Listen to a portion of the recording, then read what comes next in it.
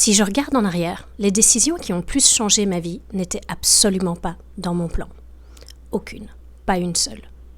Elles sont arrivées dans des moments tout à fait ordinaires, parfois douloureux, parfois absurdes, et à chaque fois, je ne savais pas encore que j'étais en train de changer le cours de ma vie. Je savais juste que je ne pouvais pas faire autrement. On t'apprend à planifier, les objectifs à 5 ans, le plan de carrière, la stratégie de vie, comme si toutes les grandes décisions se prenaient dans un tableau Excel bien rempli. Mais parfois, ça ne marche pas comme ça. Les décisions qui changent une vie arrivent souvent sans prévenir. Dans un bureau, un vendredi soir, dans une salle d'examen, un matin de juin, dans un miroir à 3 heures du matin, quand plus rien ne ressemble au plan. Et à ce moment-là, tu as le choix. Suivre ce que tu as toujours fait ou écouter quelque chose de plus profond que le plan. Cette vidéo, c'est l'histoire de 5 moments que j'ai choisi d'écouter et de ce que chacun m'a appris.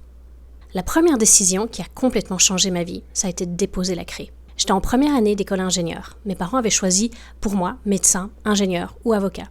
La psychologie, moi je voulais être psychologue, c'était le médecin des fous. Donc j'avais suivi. Une année spéciale mathématiques, le concours, l'intégration, la première année. Et en juin, pendant l'examen de physique, le professeur m'a donné une question, une craie et un tableau. Et je me suis levée, j'ai fixé ce tableau pendant ce qui m'a semblé à moi être une éternité. Et quelque chose en moi de très calme, de très clair, a juste dit non. J'ai déposé la craie, je suis sortie et je n'y suis jamais retournée. Ce que cette décision m'a appris, c'est que parfois la décision la plus importante de ta vie ne ressemble pas à une grande décision. Elle ressemble à un geste simple, presque silencieux. Déposer une craie. Et dans ce geste, choisir enfin ta propre direction. La deuxième décision qui a changé ma vie, ça a été de faire remonter une vérité quand on me demandait de me taire. J'étais en poste, cadre, dans une grande entreprise. Il y avait du harcèlement dans mon équipe, des injustices profondes, des choses qui allaient directement à l'encontre de ce que moi je croyais être juste. J'aurais pu fermer les yeux. C'était la décision la plus confortable, la plus sûre, celle que la majorité aurait prise. Mais j'ai fait remonter. J'ai dit la vérité. J'ai défendu les gens qui ne pouvaient pas se défendre eux-mêmes. Et on m'a répondu que ce genre d'histoire n'était pas très bon pour ma carrière. Cette décision m'a coûté en confort, en image, en énergie. Par contre, ce qu'elle m'a donné, c'est la certitude absolue que mes valeurs n'étaient pas négociables, que l'intégrité n'est pas un luxe qu'on s'offre quand c'est facile. Et c'est précisément dans les moments où c'est difficile qu'elle compte vraiment. La troisième décision, démissionner un lundi matin.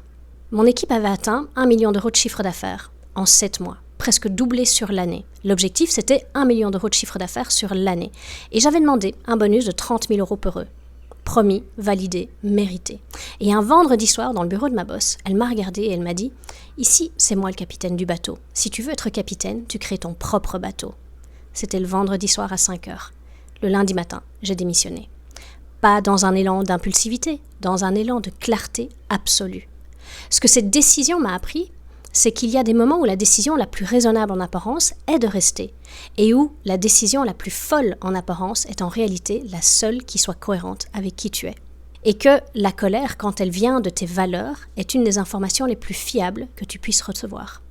La quatrième décision, assumer ma vision, même si elle isole.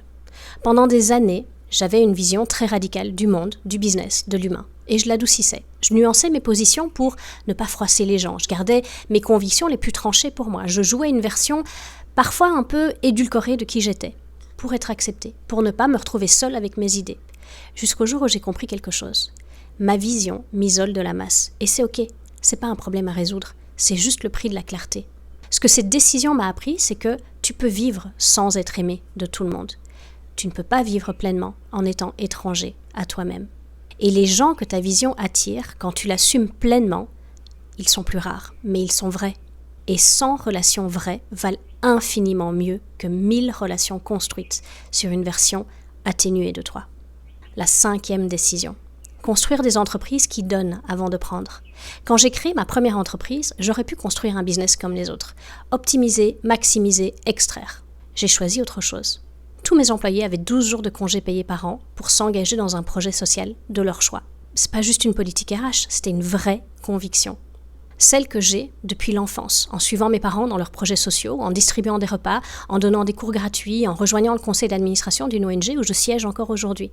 Que le sens d'un business ne se mesure pas uniquement à ce qu'il génère, mais à ce qu'il contribue. Je pourrais pavaner en ligne sur les dizaines de millions d'euros de chiffre d'affaires que j'ai déjà générés dans mes business, mais j'ai beaucoup plus de fierté sur les centaines de milliers d'euros que j'ai déjà contribué dans des projets sociaux. Et ce que cette décision m'a appris, c'est que les entreprises qui donnent avant de prendre ne sont pas moins performantes, elles sont plus solides, parce qu'elles construisent quelque chose que l'argent ne peut pas acheter. Une raison d'y croire. Et on en a vachement besoin là maintenant. Alors ces 5 décisions semblent peut-être différentes en surface.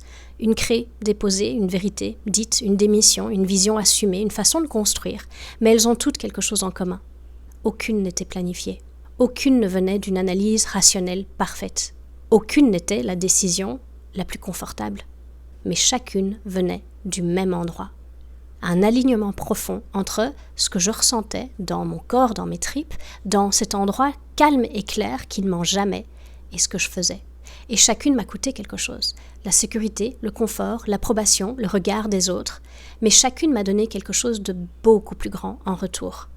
Un morceau de moi-même que j'aurais perdu si j'avais choisi autrement. Alors, voilà ce que j'ai compris sur les décisions qui changent vraiment une vie. Elles ne viennent pas toujours du plan. Elles viennent de la clarté. Et la clarté, elle ne s'obtient pas en réfléchissant plus longtemps. Elle s'obtient en s'écoutant vraiment. Alors, il y a une question que je te pose directement.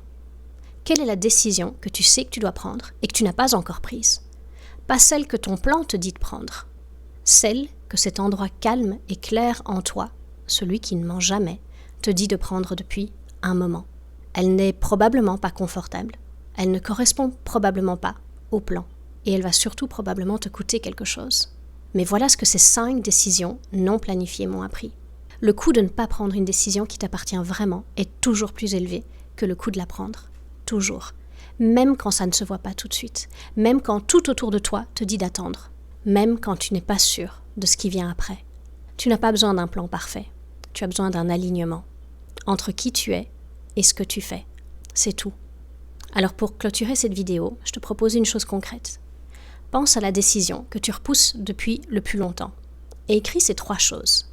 Ce que cette décision te coûterait si tu la prenais, ce qu'elle te coûte déjà de ne pas la prendre et ce que tu ressentirais dans 1 an si tu l'avais prise. Et ces 3 réponses ensemble, elles te diront tout ce dont tu as besoin de savoir. Et si tu veux un cadre pour passer de la décision à l'action, concrètement, jour après jour, j'ai créé quelque chose pour toi.